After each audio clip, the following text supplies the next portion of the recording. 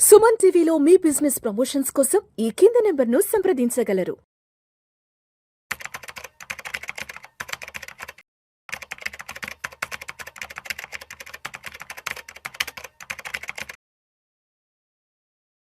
నమస్తే మాధవిరెడ్డి గారు. నమస్తే అండి.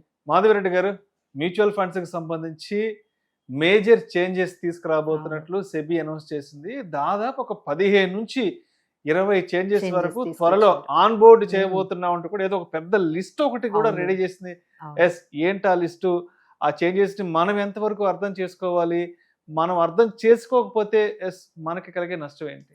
సో దీన్ని మనం స్కీమ్ రేషనలైజేషన్ అంటారండి. అంటే స్కీమ్స్ ని ఒక రకంగా కొన్ని చేంజెస్ తీసుకురావడం. అంటే ఇప్పుడు నేను అంటే పాత మనీ లేకుండా కొన్ని అంటే ఎలా ఉంటాయి స్కీమ్స్ జనరల్ గా మనకు తెలిసింది ఏంటి, మనకి ఒక 4-5 కేటగిరీస్ తెలుసు. ఈక్విటీ కేటగిరీ స్కీమ్స్, ఆ తర్వాత డెట్ కేటగిరీ స్కీమ్స్, హైబ్రిడ్, ఆ తర్వాత మనకి ఇంకొంచెం అదర్ స్కీమ్స్, ఆ తర్వాత ఈటీఎఫ్స్, ఇండెక్స్ ఫండ్స్, ఇలాంటివి మనకి కనిపిస్తూ ఉండేవండి. ఇప్పుడు ఏంటంటే వాటిల్లో విపరీతమైన కొన్ని చేంజెస్ అంటే కొన్ని స్కీమ్స్ అయితే అసలు ఆ థీమ్ నే తీసేశారు.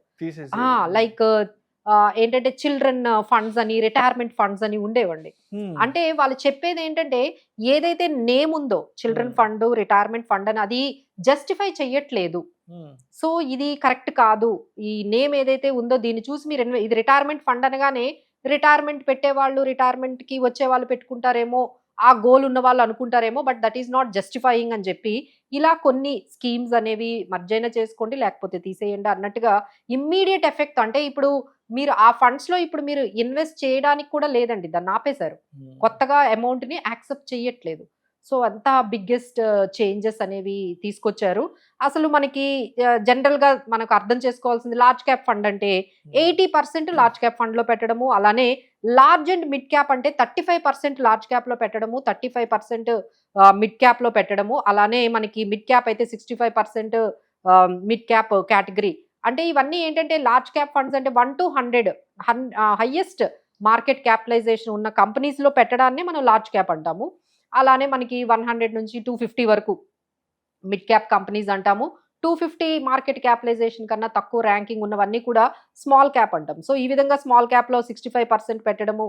ఆ తర్వాత మనకి మల్టీ క్యాప్ అనేది మనందరికీ తెలుసండి. మల్టీ క్యాప్ లో ఏంటంటే 25%, 25 ఖచ్చితంగా మల్టీ క్యాప్ అంటే లార్జ్ లో 25% పెట్టాలి, మిడ్ క్యాప్ కంపెనీస్ లో 25 అండ్ స్మాల్ క్యాప్ కంపెనీస్ లో 25 పెట్టాలండి. ఆ తర్వాత మనకి ఫ్లెక్సీ క్యాప్ ఉంది. ఫ్లెక్సీ క్యాప్ లో అలాంటిది ఏమీ లేదు. సో ఓవరాల్ గా 65% ఈక్విటీలో ఉంటే చాలు, అది they can change it. Large, mid, small వాళ్ళకి కావాల్సిన పర్సంటేజ్ తీసుకోవచ్చు అని ఫ్లెక్సీ క్యాప్ వచ్చింది.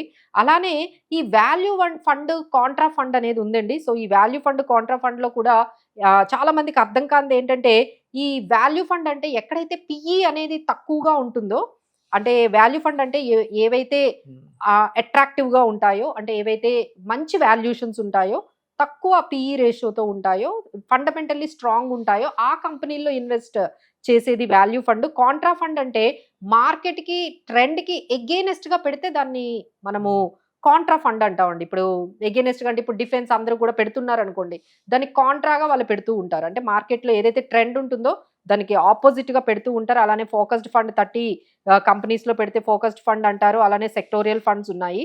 సో ఇవన్నీ కూడా ఈ విధంగా కొన్ని వాళ్ళు ఈ రేషనలైజేషన్ ఆఫ్ స్కీమ్ గురించి కొన్ని చేంజెస్ అయితే తీసుకొచ్చారు. అప్పట్లో ఏంటంటే 65% ఈక్విటీలో పెడితే మిగతా అమౌంట్ డెట్ లో పెట్టాల్సి వచ్చేది.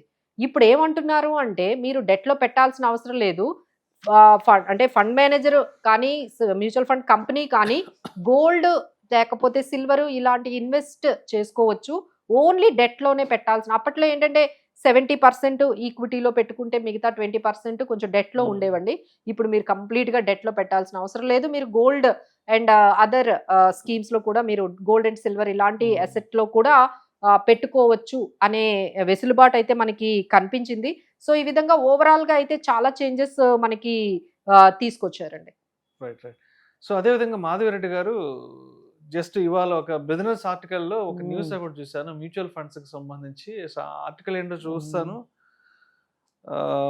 Life cycle funds in mutual funds అంట. మ్యూచువల్ ఫండ్స్ లోనే లైఫ్ సైకిల్ ఫండ్స్ అంట. సో ఏంటి అసలు ఈ లైఫ్ సైకిల్ ఫండ్స్ అంటే ఏంటి, ఇవి ఎవరికి ఉపయోగపడతాయి, వీటిని ఏ విధంగా అర్థం చేసుకోవాలి మనం అసలు? సో ఇది కొత్త స్కీమ్ ని ఇంట్రడ్యూస్ చేశారండి, లైఫ్ సైకిల్ మ్యూచువల్ ఫండ్స్ అని. లైఫ్ సైకిల్ ఫండ్స్ అనేవి తీసుకొచ్చారు. ఇప్పుడు జనరల్ గా ఏమవుతుంది, మనం చాలా రోజులు ఎస్ఐపిలు పెట్టేస్తూ ఉన్నారు, తర్వాత మర్చిపోతూ ఉన్నారు.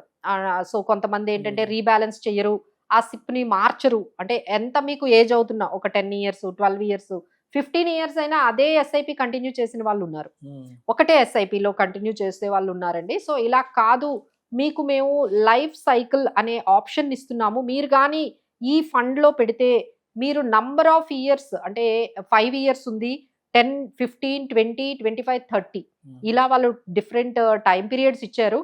మీరు 5 years కి పెడితే ఎలా ఇన్వెస్ట్ చేయాలి, 20 years కి పెడితే ఎలా ఇన్వెస్ట్ చేయాలి, యాజ్ పర్ యువర్ ఏజ్ అనేది అది ఆటోమేటిక్ గా రీబ్యాలెన్స్ చేసుకుంటుందండి. మీరు ఏమి చేయక్కర్లేదు, ఆ ఫండ్ లో పెట్టేస్తే అదేమవుతుందంటే యాజ్ పర్ యువర్ ఏజ్, అంటే ఎగ్జాంపుల్ మీరు 30 years ఏజ్ లో ఉన్నారనుకోండి, 80% ఈక్విటీలో పెడుతుంది, 20% డెట్ లో ఉంటుంది. అదే మీరు 45 ఏజ్కి వెళ్ళిపోయారు అనుకోండి, 60% ఈక్విటీ పెట్టి మిగతాది డెట్ లో పెడుతుంది.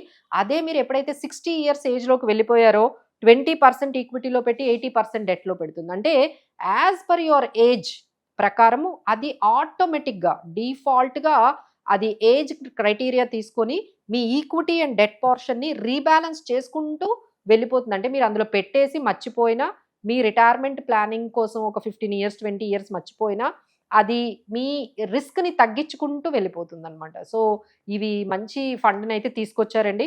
ఎవరైతే లాంగ్ టర్మ్ ఇన్వెస్టర్స్ ఉన్నారో, ఇక మధ్యలో మేము రీబ్యాలెన్స్లు చేసుకోలేము, మేము ఇలా అటు ఇటు ఫండ్స్ ని మేము మార్చుకోలేము, అలా ఉన్న వాళ్ళందరికీ కూడా ఈ లైఫ్ సైకిల్ ఫండ్స్ అనేవి, అంటే లాంగ్ టర్మ్ గోల్స్ ఎవరికైతే ఉన్నాయో, రిటైర్మెంట్ ప్లానింగ్ కానీ, ఇలాగ కిడ్స్ హైయర్ ఎడ్యుకేషన్ కానీ, ఈ విధంగా ఎవరికైతే లాంగ్ టర్మ్ ఒక 15 years గోల్స్ ఉన్నాయో వాళ్ళందరికీ కూడా ఈ లైఫ్ సైకిల్ ఫండ్స్ అనేవి చాలా యూజ్ అవుతాయండి. సో ఇవన్నీ చేంజెస్, అంటే ఇప్పుడు మనం ఏం చెప్పాము, కొన్ని స్కీమ్స్ కొన్ని డిస్కంటిన్యూ చేయటం కానీ, మర్జ్ చేయడం, అంటే దాన్ని మనం రిటైర్మెంట్ ఫండ్స్ కానీ లేకపోతే చైల్డ్ ఫండ్స్ కానీ కొన్ని వాళ్ళు డిస్కంటిన్యూ చేశారు, కొత్తగా లైఫ్ సైకిల్ ఫండ్స్ ని ఇంట్రడ్యూస్ చేశారు. ఇది కాకుండా చాలా స్ట్రిక్ట్ గా ఓవర్ ల్యాప్ అనే విషయాన్ని వాళ్ళు చెప్పారండి. ప్రతి కంపెనీ కూడా అంటే ఒకటే 2-3 స్కీముల్లో అవే కంటిన్యూ స్టాక్స్ అనేవి మెయింటైన్ చేస్తూ ఉన్నారు. దానివల్ల అందరికీ కూడా కరెక్ట్ గా డైవర్సిఫికేషన్ అవ్వట్లేదు. అంటే థెమటిక్ ఫండ్స్ కానీ సెక్టార్ ఫండ్స్ కానీ ఓవర్ ల్యాప్ అయిపోతున్నాయి. అంటే థెమటిక్ ఫండ్ అని పేరు పెడుతున్నారు, సెక్టార్ ఫండ్స్ అని పేరు పెడుతున్నారు, కానీ స్టాక్స్ అయితే అవే ఉంటున్నాయి. అందులో ఏ స్టాక్స్ ఉన్నాయో ఇందులో కూడా అవే స్టాక్స్ ఉంటున్నాయి. సో ఈ విధంగా ఓవర్ ల్యాప్ అవ్వకూడదు అని చెప్పి ఒక 3 years టైం ఇచ్చారండి. 50% కన్నా ఓవర్ ల్యాప్ అవ్వకూడదు. ఏవైనా ఒక 3 years టైంలో కానీ మీరు రీస్ట్రక్చర్ చేసుకోకపోతే అది కంప్లీట్ గా దాన్ని తీసేయడం కూడా జరుగుతుందని గట్టిగానే సెబీ వార్నింగ్ ఇచ్చింది. సో ఇలా ఈ ఓవర్ ల్యాప్ విషయంలో కానీ, లైఫ్ సైకిల్ ఫండ్స్ లో కానీ, ఈ categorization and rationalization of schemes గురించి అయితే ప్రతి ఒక్కరూ కొంచెం అలర్ట్ గా ఉండాలి. చాలా చేంజెస్ అయితే సెబీ మ్యూచువల్ ఫండ్స్ లోనైతే తీసుకొచ్చిందండి. ప్రతి ఇన్వెస్టర్ మ్యూచువల్ ఫండ్స్ లో ఇన్వెస్ట్ చేసే వాళ్ళు అయితే మాత్రం ఈ విషయాన్ని అయితే అన్ని అర్థం చేసుకోవాలండి. Right. Thank you so much Madhavi Reddy గారు. Thank you.